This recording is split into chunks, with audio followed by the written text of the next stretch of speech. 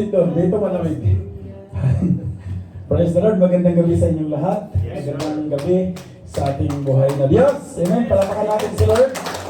Praise God. Amen. Praise the Lord. Pag-uusapan natin ngayon si Lord, mga kapatid. Pag-uusapan natin yung pagbibigay. Yan. Tawag dito. Kung pag nanood ka mayroon kang pinanood, mayroong tinatawag na, ano ba tawag nito? Anong term ginagamit nila? Ito pong ituturo ni Lord sa atin, it will differ on your faith. Ito po ay mamamagitan lamang sa pagkakilala mo sa Panginoon, paano mo siya pinagkakatiwalaan, at paano ka nananampalataya sa Kanya. I'm not forcing you to do this pagka hindi mo siya makita sa iyong personal na buhay. Amen? Pwede ba yun? Yung ganong ano? So, bubuksan natin sa gitna, sama-sama tayo, sundan natin, but I'm not forcing you to do this unless your faith, it will come on that kind of way. Yung ganyang kaparaanan o ganitong kaparaanan. At ito yung ating pag-uusapan. Amen? Concept or impression of a true giving. Anong ma-picture out ninyo mga kapatid pagka narinig yung word na concept? O yung impression natin pag narinig natin yung salitang ang totoong pagbibigay. Ibig sabihin, meron palang hindi totoong nagbibigay. Amen? I-categorize natin. Narinig ko kanina, it's choice. So, ikaw yung magdesisyon, ikaw yung mamimili, ano yung iyong sundan? Pero ito yung itinuturo ng Diyos sa atin. Yung concept na magdidepende ito sa iyong pananampalataya at pagkakilala mo sa Panginoon. Hindi sa kung sino yung nag-invite sa'yo, sino yung nagturo sa'yo. Kundi higit sa lahat, kung sino yung ating pinapanampalatayahan. Amen? Doon tayo para general. Walang, hindi, ito yung sinabi ni Kuya, dito ko na. Hindi. Gigit na tayo pareho. Amen? Narinig ko kanina yan sa sharing namin, nagigit na. Hallelujah. Don't believe me, but believe the Lord. Dahil yun din ang ginawa ng Lord, unang-una sa buhay ng inyong kuya na nasa harapan. So, I pray na magbukas kayo. Yung totoong kaparaanan ng pagbibigay. Nakita niyo po, may bulsa, may sobre. Doon kanina, dalawang kamay. Na-picture niyo na yung concept. Kailangan bukas yung dalawang palad. At kailangan, hindi lang siya bukas, willing siya. Willing siya magpagamit. Simting din sa mga buhay natin, mga kapatid. Amen. Ito yung pag-uusapan natin. Giving to others, it is encompasses and uses all parts of ourselves, including yung ating, itong nandito sa taas ng pagkatao natin, yung puso natin, yung mga kamay natin, to make a positive difference in our life. Malinaw po ba? Sa ibang kaparaanan, may nagpapaliwanag na it will give a positive difference into outside. Hindi, sa buhay po natin. Dahil tayo po ito. The secret key to the true spirit of giving is no expectation of anything in return. Hirap, Lord. Hallelujah. Ang sekreto, ang pinakasusi, parang ganyan, yung pintuan. Hindi mo siya mabubuksan at unless i-insert mo yung maliit na susi. Amen?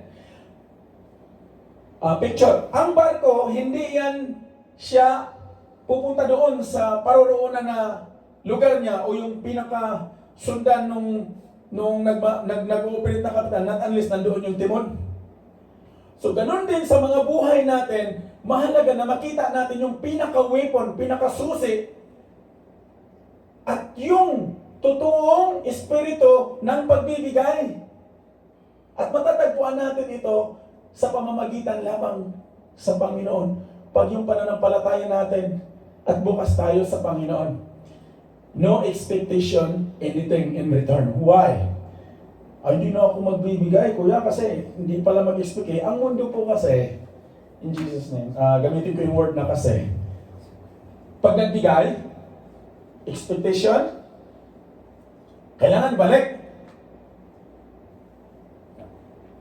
Kahit na magkapatid kayo sa pananampalataya, pero the other way around, yung likod ng isip, nakalista. Nawawala po dito yon. Mahaba-haba na pong panahon tinuturuan tayo ng Panginoon. Ulitin ko ulit, pag binuksan natin to, huwag niyo itong ikwento sa labas. Yun yung disclaimer. Yun. Hindi nyo naalala. Buti naalala ko. Salamat, Lord. Hallelujah. Ito yung disclaimer. Huwag nyo itong ikwento sa labas. Ipanalangin ninyo na kayo ito. Amen? Kanina, yung nag-exhort dito, ang meron sa Bible, si Lord, yes at amen lang eh. So, kailangan sa disclaimer, mag-agree muna kayo Hindi tayo tuloy. Kasi, baka mamaya, mag-link eh. Ang problema malaki, yung magandang balita, binawasan natin. Yung pangit na balita, dinanagdagan natin. Pero ulitin ko, hindi taga rito yun. Agree ba kayo sa disclaimer? Amen. Hindi tayo tutuloy. Hallelujah. Puri ng pagkailangan, mahalaga ito mga kapatid. Dahil it will be between you and me and the Lord. Tayo po ang magdadala nito papunta kay Lord. Okay. Agree po kayo sa disclaimer na huwag niyo itong magkwentuhan sa labas na unless yung pananampalataya nyo nandoon sa ganitong katayuan. Mayroong 4 po tayong bubuksan. At ang 4 na to, I pray na meron dito bubuksan ni Lord sa spiritual realm kung ano ang mga bagay na to. Una, naalala nyo last week, binuksan ito ng isang kapatid.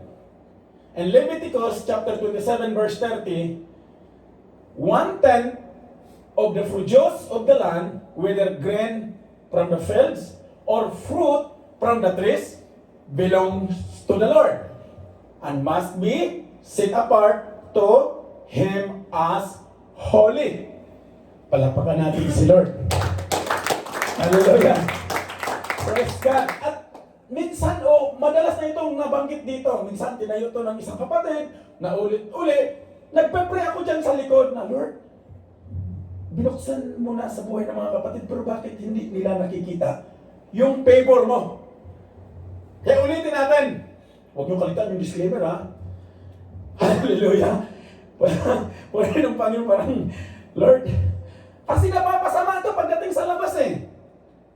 Napapasama kasi bakit? Hindi natin lubos na naunawaan, ginatungan natin, tapos yung pinagdalhan natin, hindi rin siya rooted sa spiritual na pamumuhay, nagatungan, tapos hindi na magandang nakarating doon. Kaya napakahalaga ito mga kapatid. The moment na mag-release ka ng meron ka sa palad mo, yung kanina illustration ng palad, siguraduhin mo na yun yung buong pagkatao mo. Huwag 50-50.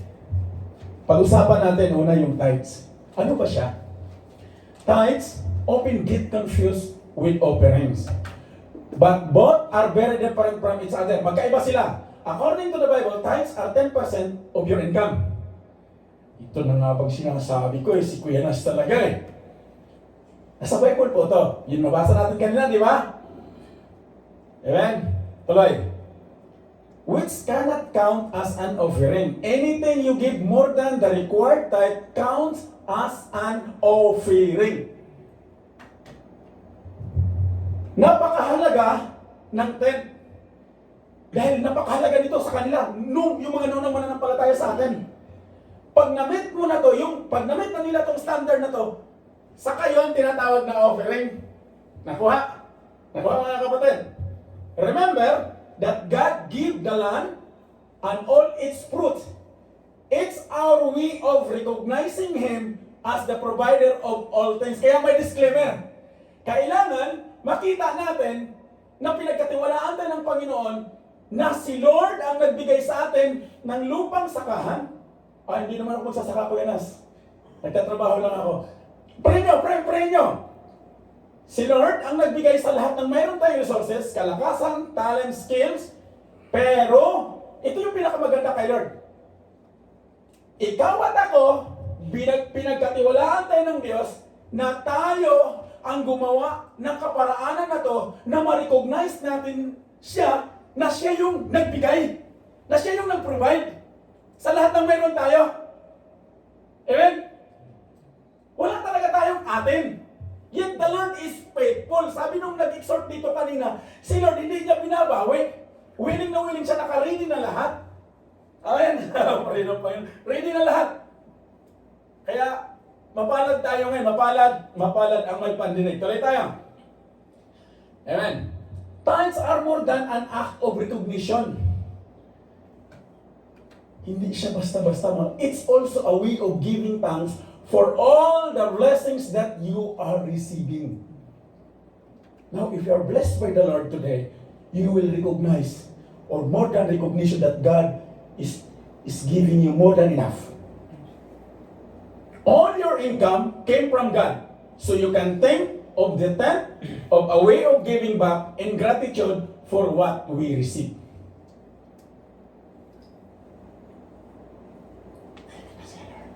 Tithing was mentioned in the Bible a couple of times, but the first act of tithing was done by Abraham. In Genesis, he just came from battle and was met by the priest King Melchizedek. Sa ano to? Sa Melchizedek, sa Hebrews. Melchizedek, who attributed his victory to God and blessed him for it. Then Abraham gave him a tenth of everything. Genesis chapter 14, verse 19-20. And he blessed Abraham and said, "Blessed be Abraham by God Most High, creator of heaven and earth." In verse 20, "And blessed be God Most High, who has delivered your enemies into your hand." Then Abraham gave Melchizedek a tenth of everything. Tayo po mga kapatid, nasa battlefield tayo ngayon. Somehow we battled our own emotions. We battled our own pride. Marami po mga kapatid. Kaya kailangan mapagtagumpayan natin to like Abraham. Kaya siya yung tinawag na father of faith natin. Tinawag siya una na Abraham. Tapos Abraham. Why? Because he obeyed the Lord. He did not just hear the Lord, but he obeyed. Narinig niya, sumunod siya. Genesis chapter 12. Amen? Tuloy tayo. Mahaba-haba to. The tithing was commanded in Old Testament. The New Testament tells us we should not neglect the wider issues. Ito yung sa kapanahonan ni Jesus. Yes, it's good to offer a portion of our income to God, but we should not forget to offer justice and faithfulness.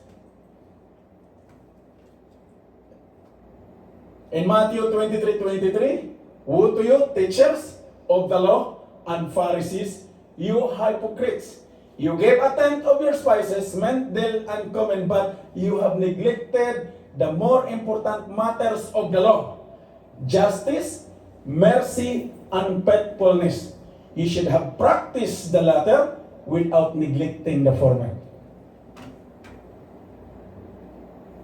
Ang sabi po ng Panginoong Hesus, huwag natin kaligtaan yung mercy and faithfulness. If the Lord is faithful unto us to bless, I pray na yung faith po natin, yung pananampalataya po natin, faithful din kay Lord. Hindi lang pang kontrata na 2 taon, mga kapatid. It must a covenant of lifetime. Habang mayroon tayong kalakasan. Amen? Palapakan natin si Lord. Katuyan, they should go hand in hand. We cannot practice one while neglecting the other. Yan po yung sinasabi ni Jesus doon sa Matthew 23:23. Hindi mo po pwedeng i-practice yung isa at nakaligtaan mo yung isa. Kailangan magkasama sila. Justice and mercy. Napakahalaga mga kapatid. Na nakaligtaan ito ng karamihan. Set aside 10% of your monthly income and donate it to your local church or religious organization. But I'm not forcing you, ha? Kaya nga may disclaimer. Contribute some of your earnings to support charitable causes that align with your faith. Pwede.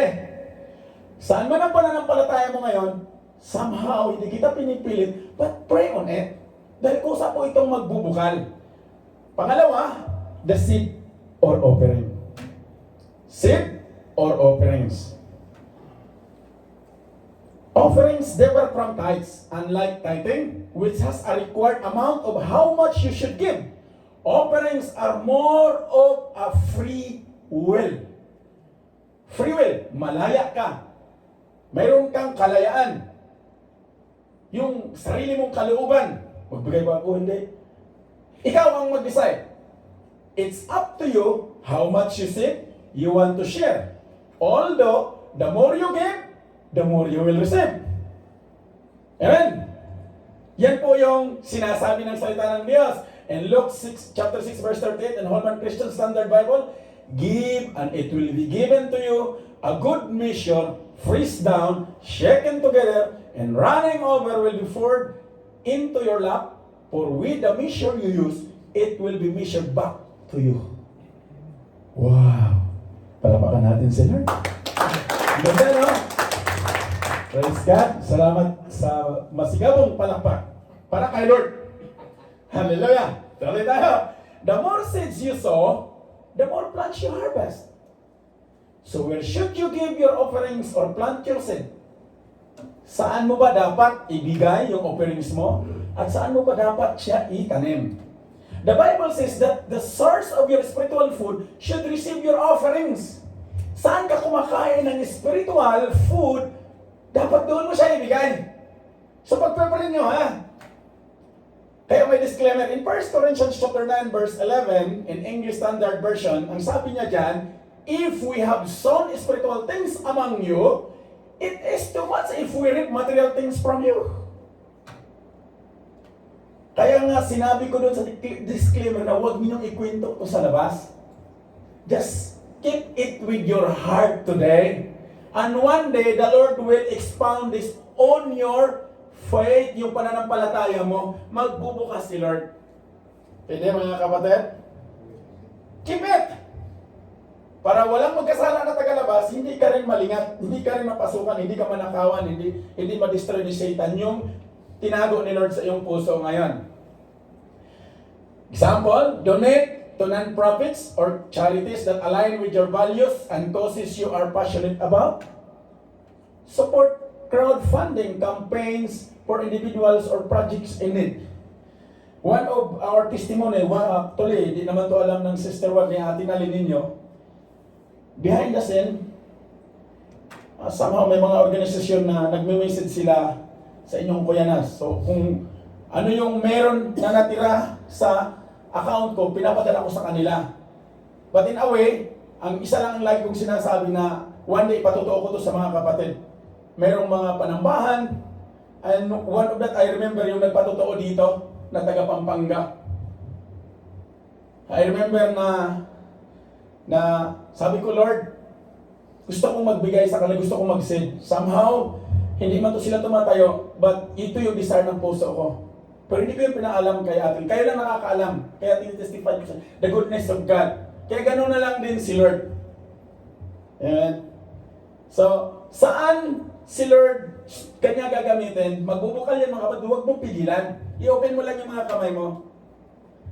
Kaya napakahalaga yung pagdala sa mga gawain para lalong lumago, lalong lumalalim yung ating relasyon kay Lord at pananampalataya. Pangatlo, the first fruits. Hallelujah. Kuya, hirap na nga ako dun sa tent eh. Pwede pa doon sa offerings. Pero the first fruits, pero nais kong maintindihan ninyo ito by faith.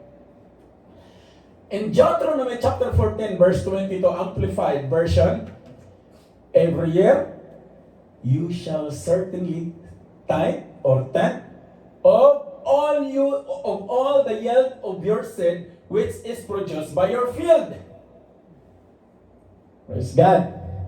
Kaya nga pinaliwanag ni Apostle James na a faith without action is dead. You cannot give without faith. Kailangan, pagka may pananampalataya na tayo na naka-align kay Lord, maraming sinishare ka na yung nag-exhort, mga kapatid. Amen? Pag naka-align ang pananampalataya natin kay Lord, si Lord ang magbibigay sa atin ng kaunawaan at kaparaanan kung paano niya tayo gamitin. Mahirap palang maging Kristiyano. Hallelujah! Hindi ba mahirap? Masaya pong tunay. Masaya pong tunay. One of the biggest testimony what we have is yung iniwanan ng mag-ina na Kuya Nas nyo yung comfort zone nila. In what way? To obey what the Lord said. At nakita nyo naman kung yung sino yung mga nakarating doon, kung paano sila pinrovide ni Lord. Si Lord sapat siya mag-provide mga kapatid. For example, the house of God should receive the total amount of your first salary that you get from your new job. Wow, big time to. An increase in your salary should also be given to your spiritual storehouse. Saan ka kumakain spiritually? That is your storehouse. The new blessings you receive are a first fruit. So all this should be offered to God. You got follow. Praise the Lord. Hallelujah. In Proverbs chapter 3 verse 9, relax lang po kayo, relax lang. Bali, may disclaimer naman. The American Standard Bible, honor the Lord from your wealth and from the first of all your virtues. Parapan natin si Lord. Hindi ko siya pinapit mga kapatid para lang ibato sa inyo. I'm teaching, or the Lord asked this to teach us to remember who we stand. Kung kanino tayo nananampalataya. Yet the Lord is always ready mga kapatid. Giving your first fruits once a year will show how grateful you are for the blessings you receive from Him. Pag hindi ka masaya, huwag mong gawin. Pero pag masayang-masaya ka, kapatid, gawin mo, pero huwag mo ikwento ha. Para hindi mo kwentahin mamaya, nag-away kayo nung nangunguna doon sa humahawak ng financial sa panamban, inaaway mo, bigay ako ng first fruits, hindi mo nabanggit pangalan ko ha. Hallelujah, wag ha. In Jesus' name, hindi po taga rito yan. Puri ng Panginoon, may naalala ko bigla. Hallelujah. Kasi mga kapatid, it's about faith, it's about you and the Lord. It's about me and you and the Lord. Kami po kasi, pagka nagpagamit kami kay Lord, hindi na po namin, bahala na si Lord. Basta mahalaga, hindi pinagkukulang. Yun yung pinaka-importante. Give a percentage of your first salary from a new job to your place of worship or spiritual community. Donating a portion of any financial gratuity such as bonus, inheritance, or unexpected income to a charitable organization. You are free to choose. But I'm not forcing you. I want you to see these things. Meron akong napagbati na isang kapatid. Why there are billionaires people. Name it. May statistic niyan kung gusto nyo mag-search. Mga billionaires sila, pero bakit na-bankrupt po sila? Where their money goes. Alam niyo ba kung nasaan yun? Nasa mga anak ni Lord na yun, mga kapatid. Dahil ang sabi ng Revelation in the last days, yung kayamanan na mayroon dito sa mundo, literal, sa mga hindi sumasampalataya at hindi nagpagamit sa Kanya, unti-unti niyang kunin ito at i-distribute niya ito doon sa Kanyang mga anak ayon sa portion ng kanilang pananampalataya. Sinabi ni Lord yun eh. The condition is build a strong foundation of your faith to the Lord. Doon tayo mga kapatid. Pang-apat, almsgiving. Alam mo ko nung pag narinig nyo yung almsgiving, ganito po yan. Sino yung bagong sweldo? Taas kamay. Huwag ko kayo maya. Wala pa. Darating na yan. Huwag natin sabihin wala. Huwag natin declare. Darating na yan. Pag dumating, huwag ko kayong maya. Welcome na welcome po. Kung mag-invite lang kayo. Hallelujah. Praise God. Almsgiving, di po sa akin. Pag may nakita kayo na kinakapos, somewhere doon sa inyong community na talagang nakita nyo na talagang wala pong masama by faith, magpakain kayo. Yan po yung alms. Yung magluluto kayo. Isa po yan sa pinapractice ng mga warriors na pinagkatiwala Lord sa aming pamilya. Pagka every month na tumatanggap sila nung kanilang allowances, they never miss out for cooking at mag-share sila doon sa kanilang mga kaklase. Ano po ang tawag dyan?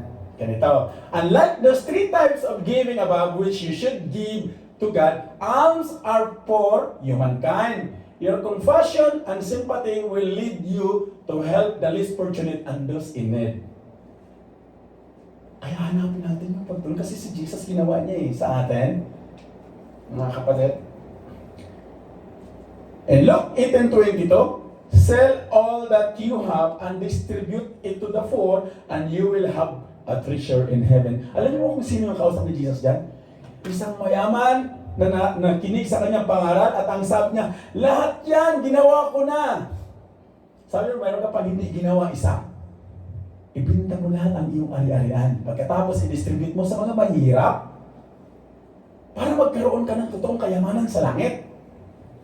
In John chapter 3 verse 7-10, if someone who has worldly men, 1 John, is worldly men, sees a brother in need and refuses him compassion, the love of God cannot remain in him. Take note, yung mga nag-covenant, the moment na binitawan natin at the same time para ito sa ubasan ng Lord, I'm not telling you na tayuan nyo, but be courageous enough. Kaya nga kung hindi naman talaga, i-keep nyo lang sa heart nyo, one day, gugrow yan. At si Lord ang mag-guide sa bawat buhay natin, mga kapatid. Lalo na yung mga pledges. I'm not discouraging you to give, but I'm encouraging you. Ina-encourage ko kayo, lalo na yung mga nag-pledge ng something else. Once the moment na lumabas sa bibig ninyo yun, mga kapatid, tayo, pakiusap lang kasi may payment po yun. Choose. The other way around, okay Lord. Kaya the moment na dito pa, keep dito. Pagka talagang masaya, go all the way. At do not tell somebody else na ako ang, hayaan mo lang, si Lord ang magpakilala. Amen? Most people do almsgiving, but they do it the wrong way. Pagkain kami ko yan na 10 lechon. Nag-uwi pa. Binina pa yung nakawin mo. Wag! Nagpakain ka lang din naman, pakain. Diba ang saya nun? Huwag lang iuwi yung lagayan. Sabigay na lahat. Hallelujah. Pwede na. Kasi kami, ang attribute namin doon sa Negros, pagka noon, nung wala pa sa Lord sa angkuyanas nyo, case yun. Pero nagtrabaho si Lord from 2010, from 2010, umuwi ako ng 2012, lahat po nung mga nag-aabang, ang hinanda namin pagkain. Daming pagkain. Eh, mura man doon ng isang lechon. Yung 30 kg, magkano lang yun? Wala pang 5,000 yun eh. Sawa kayo dyan, tsaka babakbak ng balat. Eh, mauhusay pa yung nagluluto. Kaya kinabukasan, high blood sila. Hallelujah. I mean, what I'm telling is, pagka masaya ka, the other way around, huwag mo yung ikakasama. O, kain kayo. Tapos yung mga hindi nakarating, doon naman sa dagat o sa resort. So masayang masaya. So, ang isa sa testimony namin noon is, when you found happiness truly in your heart, go all the way, kapatid. And you will see who God is. Ibabalik niya yung siksik, liglig at umawa. At nagawa po yan nila ni Nalin, i-drop ko yung pangalan nila nung nandun sa bakasyon ang Pinas nyo, yung isa sa prayer nila na lahat ng mga nanay, kaibigan, yung 3 bata na nag-aral, yung mga kaibigan, yung mga nanay, naganda po sila. It's amazing. Tuwa po kasi purihin ang Diyos sa nagawa nila. So isa yun sa panalangin ko na kung paano man ang kuyanas ninyo, nakasama ninyo. Siguro, ganito, galit siguro mukha ng kuyanas nyo, pero if you found my heart, I will enjoy. Sama lang kayo. Sunod lang. Dignity of those in Christ. In the Bible, it says that you should give alms in secret so you can protect the dignity of those in Christ. Many are helping others but are boastful about it as well.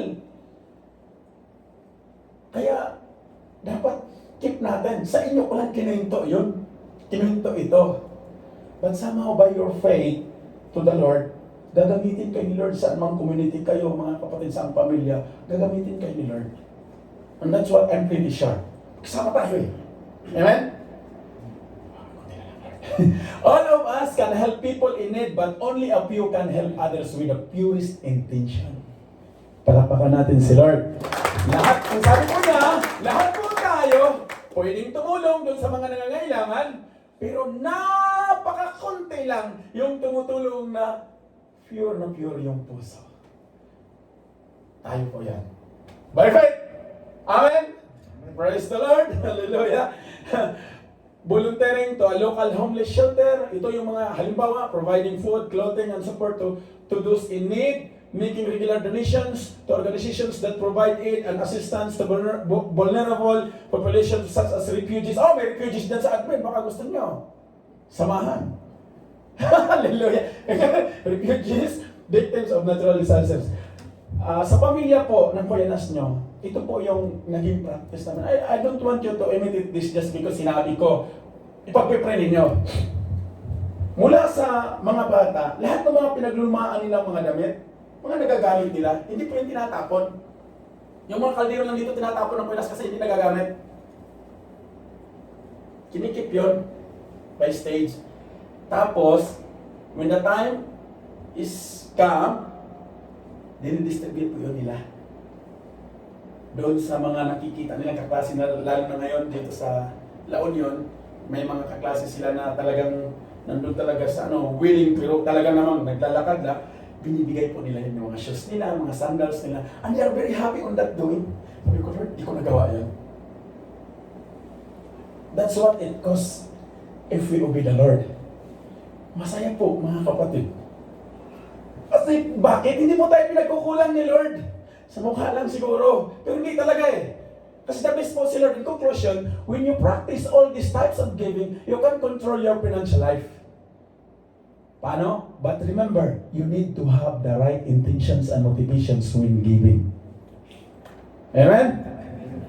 Your heart should be pure when doing such selfish acts, and God will bestow more blessings upon you. And this is the Word of God. Deuteronomy 15:11 in Holman Christian Standard Bible, for there will never cease to be poor people in the land. Meron po. Hindi po yun mawawala. That is why I am commanding you. The Lord commanding us today. You must willingly open your hand to your afflicted and poor brother in your land. Hallelujah! Praise God, yung mga masasarap magluto na kayo. Purihin ang Panginoon. Palapakan natin si Lord in application, mga kapatid. Ito pa. According to the Bible, understanding the four types of giving can profoundly impact our lives. By practicing these different forms of giving, we not only show our devotion to God, but also make a positive impact on others. Wow! Giving with a pure heart is essential, without expecting anything in return. When we do so, we invite more blessings into our lives. Yes. Pag ginawa natin, tayo po ang nagbukas na yung hinanda ni Lord, papasok, mga kapatid. In application church, remember, nalala niyo po yung disclaimer? Remember, these acts of giving extend beyond financial contributions.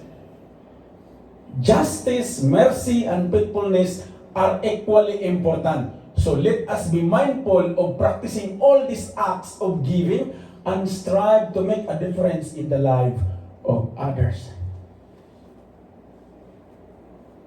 In doing so, we can experience the joy and fulfillment that comes from the selfless acts of generosity.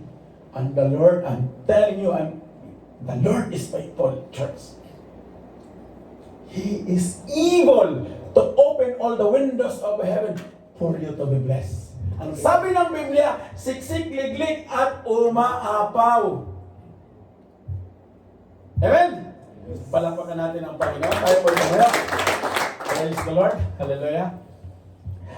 Hallelujah, Lord. Salamat, Panginoon. Salamat sa itinuturo ninyo sa amin, O Lord.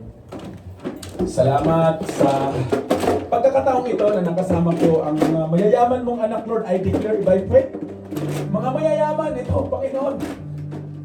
Ang sabi nyo nga, Lord, the wealth of this wicked world, you will transfer to your children. At ang sabi nyo, Panginoon, from our generation to the third generation from our lives, will be blessed and it will be blessing also unto others. Lord, I pray na lahat ng ito, lahat ng aming narinig, ayon sa kaakibat ng aming pananampalataya, Panginoon, magbukas ka kahit isa, Lord. Kung paano ka, Panginoon, naging pure sa faithfulness mo sa buhay ko at sa pamilya ko, Panginoon, kung paano mo ginagamit na ayon sa kaakibat ng aming pananampalataya, yung apat na to, Panginoon. Higit ang gagawin mo sa kongregasyon na to, Lord. I pray in Jesus' name, ang bawat kapatid, ang bawat pamilya, Panginoon, buksan mo ang durungawan ng langit. Ibuhos mo, Lord, na walang humpay ng sa gayon, Panginoon, magiging naluyan ang iyong kayamanan ng mga anak mo ito. Maraming salamat sa itinuturo ninyo sa amin ngayong gabi. Maraming salamat dahil marami kang pinapaalala at tinuturo. Patuloy mong buuin ang aming mga puso, ang aming mga pagkatao, Panginoon. Hallelujah. Pinagkatiwalaan mo kami na mga wealth na meron sa mundo ito. Gabayan at turuan mo kami kung paano kami matututo magtiwala sa inyo, Panginoon. At salamat, O Diyos, na binigyan mo kami ng sapat na pananampalataya na maunawaan namin ang itinuturo ninyo sa amin ngayong gabi. At salamat sa buhay ng mga kapatid na kung saan, Panginoon, sila ang tumanggap ng kayamanan mo at sila ang tumanggap ngayong gabi sa bukas na pintuan ng pagkabala. Ang sabi ng Panginoon, siksik, kliklik at tumawag, you will open the windows of the heaven, the floodgates of heaven, sa lahat ng mga anak mo na magtitiwala sa inyo. Patuloy mo kami gabayan, patuloy mo kami turuan, patuloy mo palagoy ng aming mga pananampalataya, at patuloy mo gamitin ang bawat isa sa amin, Panginoon, na magiging encourage kami sa isa't isa. Maraming salamat, Lord, sa lahat ng aspeto na pinagkatiwala ninyo sa amin. Ang aming mga trabaho, ang aming mga kumpanya, ang aming mga pamilya, ang lahat ng mga resources namin, Lord. Ikaw ang pinagmula ng lahat ng ito. Ang skills namin, ang kalusugan namin, ang pagkihali na mayroon kami.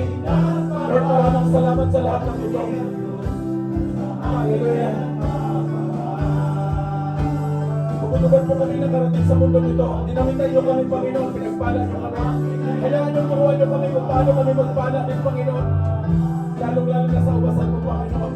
Salamat sa gabi nito. Salamat sa buhay ng mga kapatid. Salamat sa mga mayayaman mong aral. Purihin ka, O Diyos, dakila ka sa lahat.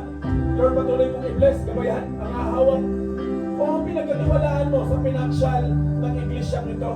Patuloy mo, Panginoon, pangunahan, gabayan, na magamit na naayon sa kalooban mo ang lahat ng mayroong investment ng mga anak mo sa iglesyang ito. Lord, maraming salamat.